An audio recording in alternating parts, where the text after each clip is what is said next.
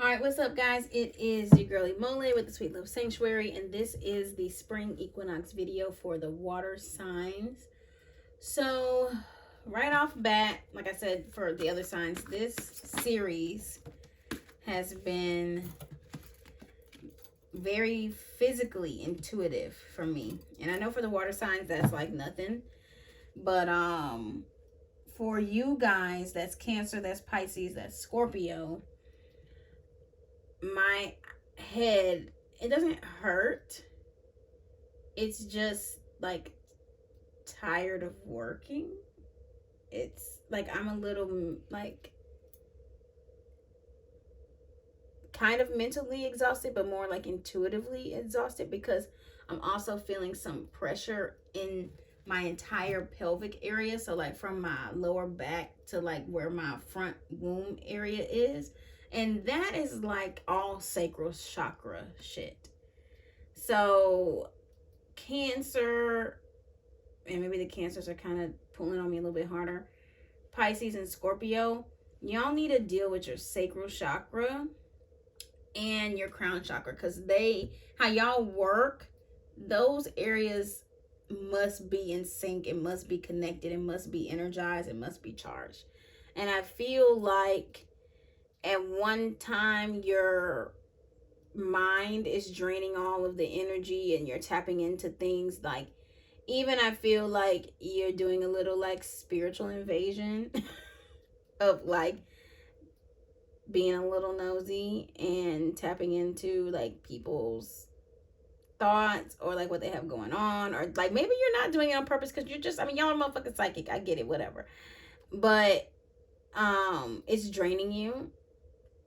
And then on the other end, your womb is pulling in so much energy that it's like draining your brain. Like they're both kind of like going real hard at opposite times, and they are being they're fighting each other almost. So they're being counteractive a little bit. So I'm feeling pressure on my temples, but not a headache.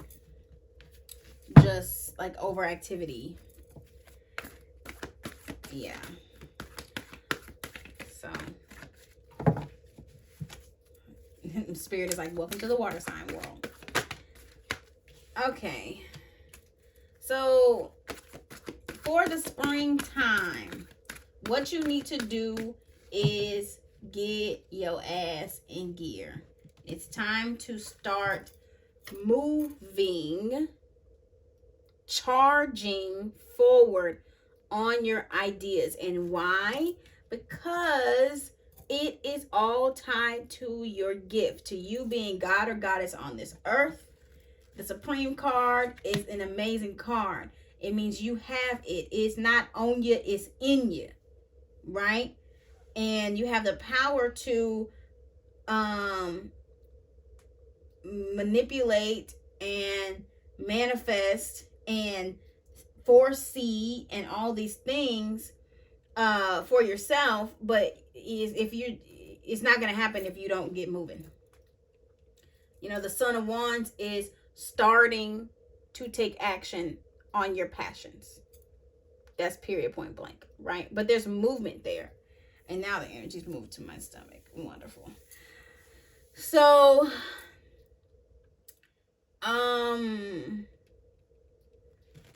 Son of Cups. That's flirtatious energy.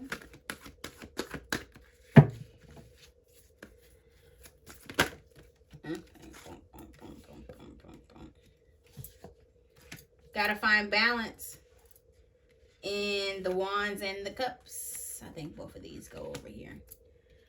It's time to kind of choose, like, do I want this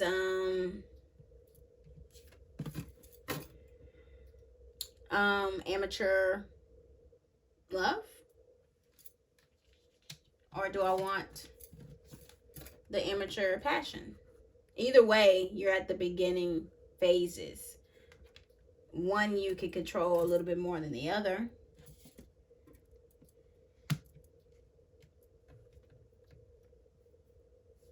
Yeah, don't really go deeper than that.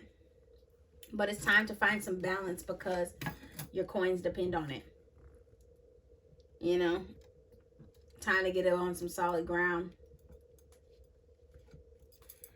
So what we're putting behind you is crying over spilled milk and setting some boundaries for yourself.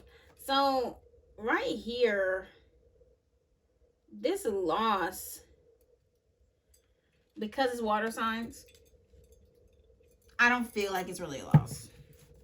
I feel like it's more like this nitpicking way that water signs have the like ability to be a little bit of Debbie Downers about things like just things that don't necessarily feel the best. You know, it's not that something's actually wrong. And this kind of pulls me, and that's why I feel like the Cancers are going real hard right now. And I would say Cancer, then Scorpio, then Pisces, in this order of this message. Cancers, y'all do a false reality of things, and it's all based on your emotions and your intuitiveness, right?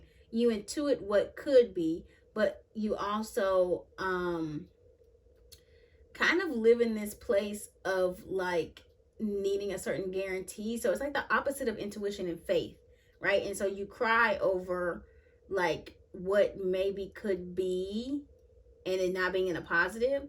And it's counterintuitive because you're not paying attention to the things that are. You're paying attention to the things that might not be, you know. And Scorpios, y'all have a tendency to do this too, and Pisces as well. It's just, it intensifies. I mean, it doesn't, it lessens, I guess, as we go through the signs. But what this is saying to me is it's time for you to set some boundaries on yourself and getting grounded in doing what is going to be best for your passions and going towards your destiny versus just everything that just feels good. You know, like you are kind of becoming a prisoner to your emotional pleasures. And it could be while your brain and your womb, or even for the men, because y'all got that too, are fighting against each other, because it's like the two pleasure centers, like the control and the not so controlled, that are just being overworked. It's just, you know what I'm saying? Like, it's time to let that go. Letting go of fake mourning. Oh. But will you? Don't look like it. Look like the choice is going to be the cups. Gonna be those, I mean, maybe innocent and maybe also guilty pleasures. And you're gonna see what you can make out of that. You're gonna see what you can manifest out of that. So hey, it's your life. No judgment. We all have done it. But the focus, the center, is supposed to be you getting from this like very hard working entry level place to being a master of your universe. So, you know,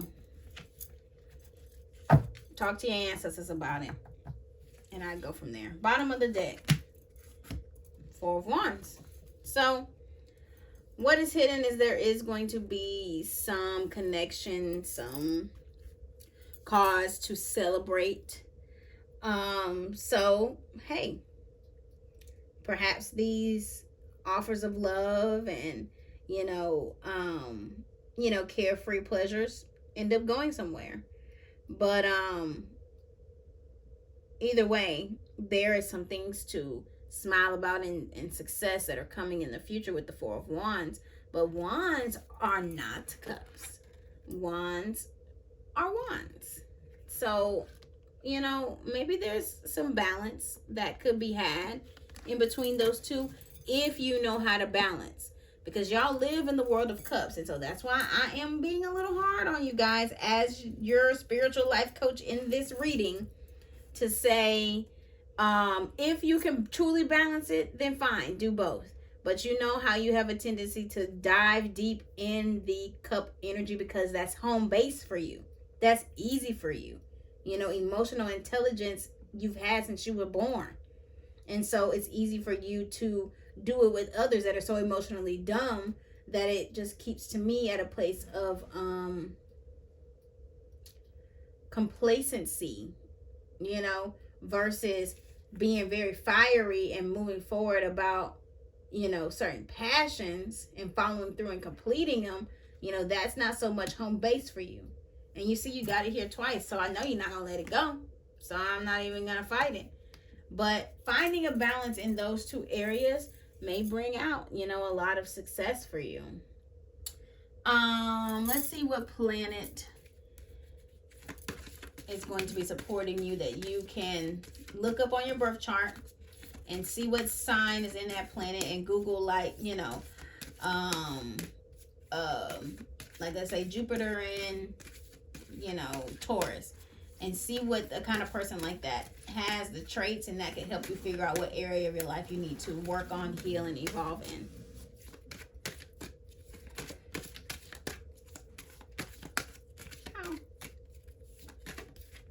You got two too. Okay, so you've got Uranus and Chiron. So figure out where your Uranus is because I think for you, you need to figure out in what areas life surprises you. You know, in what areas do you have sudden change that make, this is kind of like the Tower card almost. You know, but it can be good. You know, it doesn't necessarily have to be bad. But it just depends on how healed you are. You know, this is, you know, that healing power. And so, I think that if you can get in front of it and figure out, okay, like my Uranus is in Capricorn. And so I know that I need to focus on healing, you know, how I strategically work, because Capricorns are about being diligent and working hard and all those things, right? And maybe also how I deal with working when it's not all planned out, you know, procrastination and different things like that. Because if you don't deal with this for Uranus, it could do a sudden change that you can't really deal with so easily, and then it affects you, and you've got to kind of like reboot and get everything back like situated with you emotionally, spiritually, mentally. Like, you know, y'all know how y'all are, water signs. Like, no shade, I love y'all for being as deep and wide as you are, but you know, really focus, because Uranus is an energy that is not very stable. And so I'm just kind of warning you ahead of time to figure out where you need to work on there so that you can expect the unexpected and be prepared. So to be warned is to be armed. Your ancestors want me to throw some Obi.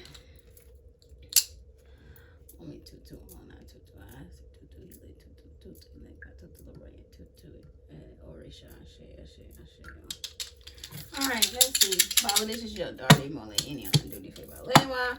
What is energy that you want me to warn the water signs about? Obey. Obey what? Obey. I think that's a war one. Okay.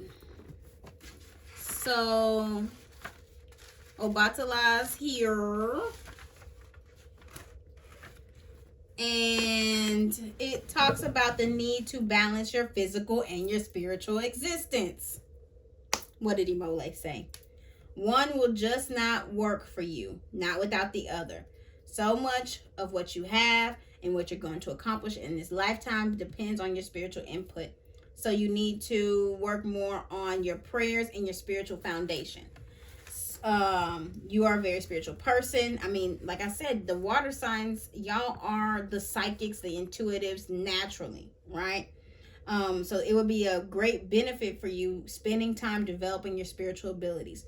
You're blessed with spiritual insight, and the question is, are you using them? So it's saying a spiritual gift is a terrible thing to waste. Pay attention to your dreams, the ones that are in color, the ones that you can recall. You're getting insight and guidance through them, and you like, I think, because that's why your ancestors were like, go on, come on, because I'm trying to give them some guidance, and I'm trying to give them some messages, and I'm giving it to them, and some of them ignore me, and some of them just going flat out against what we're telling them. You have the ability to be a spiritual diviner or working, so some of y'all supposed to be doing what I'm doing. You could get very far on the spiritual path that leads to elevation. You're definitely able to travel spiritually, clairvoyant and perceptive. You also plan to embark on spiritual travel that is mentioned here. So it's time for you to make a spiritual commitment. Many blessings for you by doing so.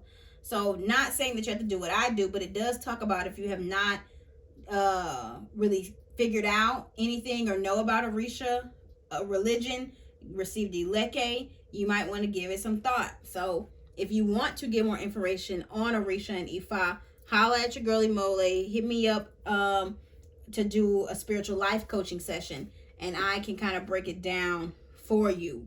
And let me tell you, I have always been a spiritual wild woman, and I was like, oh, I'm never going to go into anything. I'm just going to learn everything I want and just do my own thing.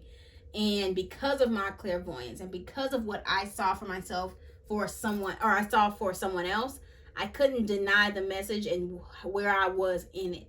And here I am. And when I tell you I've got blessings of love, I got blessings of in business, I've got blessings of, my home, all those things through going in their Orisha religion. Like, so, and I mean, Orisha is not necessarily even just a religion. We practice it religiously, but it is a lifestyle. And it's, more about elevating to tapping into your direct connection to the creator and being able to grow and tap into yourself spiritually and connect with nature and just be an overall good person. You know what I'm saying? So it says, we know no better way to get in touch with your spirituality. So if you do not have a Leke, then it's time to, if you do have a Leke, so if you are a spiritual practitioner in Orisha, it's time to possibly look into being initiated into priesthood. And so everybody knows that, that's a process that I'm going through right now. And it's not for the weak. You know what I'm saying? And this is very general. So many Pisces, Cancer, Scorpio. So this may not be for everyone. And it doesn't mean right now. It could mean that is on your path, throughout your life. But I would definitely get with someone who can do a reading for you to tell you if that's a part of your destiny or not. Because clearly there's tons of blessings that will come from you having the ashe of an Orisha on your crown. Bottom line, the Odu Ogbe Warren speaks on your spiritual blessings and those of which you were born, being lined up behind your spiritual growth and development. So as you grow spiritually, so will your physical goals and desires be opened up before you. Make the balance for your future, dividing your time in pursuing your physical goals in life and equally amount of time broadening your spiritual frame and developing your spiritual goal is going to be great for you. So thereby lies your unqualified success. So there's some things that you are doing right now and you don't even realize it's already tapped into what your spiritual gifts and what your spiritual frame is. So, perhaps this is not just love, and it is. I mean, it is. I'm not going to try to make, this is the earthly stuff. But that balance that I was talking about, y'all need to find. So if you have any questions or you want to get a personal reading, holler at me on @SweetLoveSanctuary on Instagram and click the book now tab. But if you want to dive deeper into Orisha and get your spiritual practice set up and figured out, do a spiritual life coaching session with me, and I guarantee you we will get you on the right track. Besides that, go to my website, www.sweetlovesanctuary.com, and this should be a really great, interesting spring for the water signs. Happy healing and peace and blessings.